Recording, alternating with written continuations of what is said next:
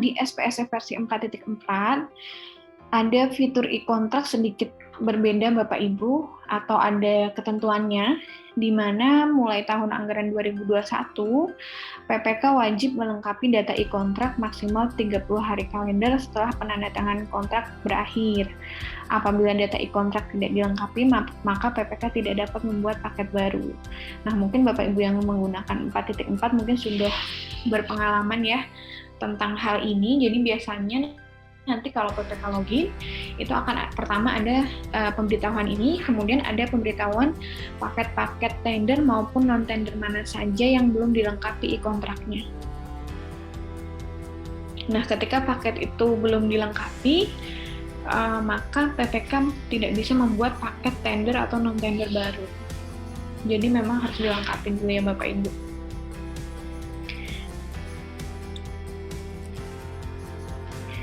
Nah, regulasi berkaitan dengan SPSE dan sistem pendukungnya,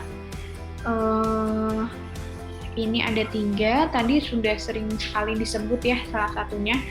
Kalau yang nomor 1 itu terkait pembuatan akun pelaku usaha di fungsi LPSE Bapak Ibu, itu ada SE Deputi 2 nomor 2 tahun 2020. Kemudian yang nomor 2 ini ada keputusan Deputi Bidang Monef nomor 13 tahun 2021 itu tentang panduan penggunaan aplikasi SPSE 4.4. Yang nomor 3 itu tadi Kepdep nomor 19 tahun 2021 itu tentang transisi penggunaan 4.4 dan 4.3 dalam implementasi tender atau seleksi berdasarkan per LKPP nomor 12.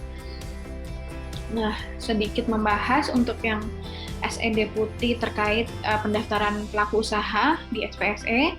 Nah, itu Bapak Ibu tentunya sudah, harapan saya Bapak Ibu di LPSE sudah mengetahui informasi ini, bahwa untuk pembuatan akun itu hanya membutuhkan 2 syarat saja, yaitu KTP NPWP. Lebih detailnya, misalnya untuk badan usaha, itu KTP-nya yang persyaratan nomor 1, bisa KTP, bisa kitas atau kitab yang menunjukkan identitas dari direksi atau pejabat atau pimpinan perusahaan. Jadi misalnya direkturnya. Kemudian NPWP perusahaannya. Ini untuk badan usaha. Yang harus Bapak Ibu verifikasi hanya 2 itu. Kemudian usaha perorangan. Itu berarti KTP perorangan dan NPWP perorangan. Misalnya konsultan atau jasa lainnya itu hanya KTP dan NPWP perorangan tersebut. Nah, untuk perusahaan asing yang tidak punya kantor perwakilan atau cabang di Indonesia, itu bisa KTP digantikan dengan akta atau sertifikat pendirian perusahaan, dan NPWP itu digantikan dengan identitas wajib pajak atau tax identification. Nah, terkait SE ini latar belakangnya yaitu untuk semakin meningkatkan partisipasi pelaku usaha di pengadaan secara elektronik tentunya, dan memberikan kemudahan bagi pelaku usaha untuk ikut berperan dalam pengadaan barang jasa pemerintah. Jadi harapannya mereka punya akun dulu. Nah, terkait dengan legalitas maupun syarat yang lebih rinci terkait pengalaman dan yang lain-lain, itu akan menjadi bagian dari proses pengadaan barang jasa di kualifikasinya gitu. Jadi nanti harapannya dia punya akun, punya waktu untuk mempelajari aplikasi, kemudian bisa mengikuti proses pengadaan barang jasa baik tender maupun non-tender.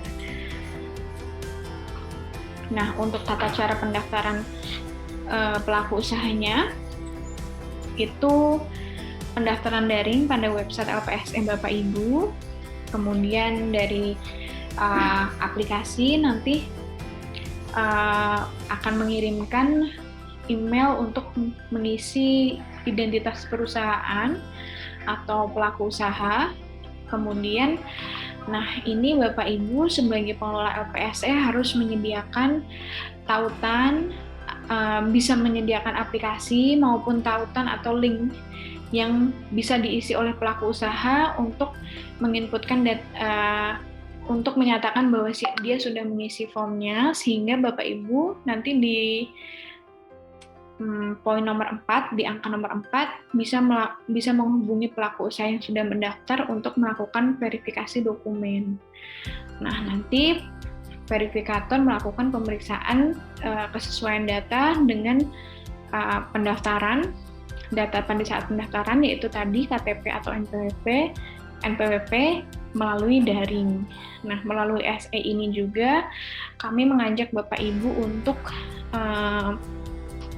pendaftaran penyedia ini seluruhnya bisa dilakukan secara daring, baik pendaftaran awalnya maupun proses verifikasinya.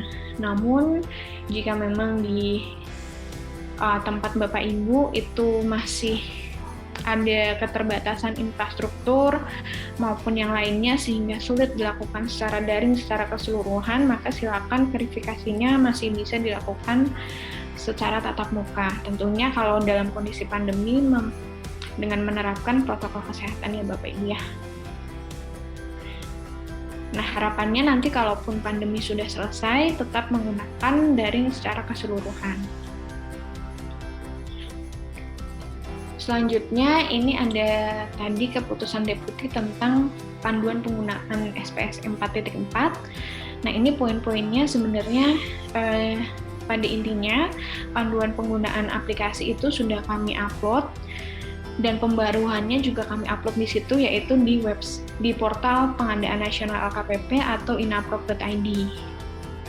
Di situ mulai dari akun PPK, kemudian tender, kemudian untuk pelaku usaha juga ada di situ. Jadi Bapak Ibu kalau ingin mempelajari aplikasi sambil lihat petunjuk penggunaan juga bisa di-download di situ.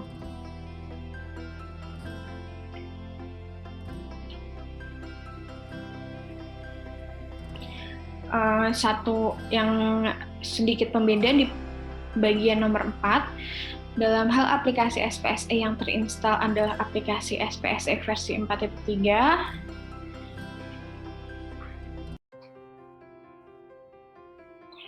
Bapak Ibu, pelaporan terkait PBJ dalam penanganan keadaan darurat menggunakan aplikasi SPSE terpusat.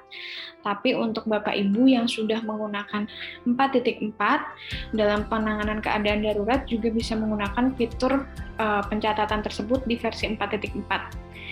Nah, kalau Bapak Ibu sudah menggunakan 4.4, nanti bisa request untuk mengaktifkan fitur pencatatan pengadaan dalam penanganan keadaan darurat, pencatatan daruratnya. Ini mengenai yang terakhir tadi yang beberapa kali kita singgung di paparan yang awal, ada keputusan Deputi tentang transisi penggunaan, bagaimana sih menggunakan versi 4.4 dan 4.3 untuk implementasi per LKPP nomor 12, karena saat ini kami juga masih dalam proses uji coba untuk SPSE versi 4.5 yang sudah disesuaikan dengan peraturan yang terbaru.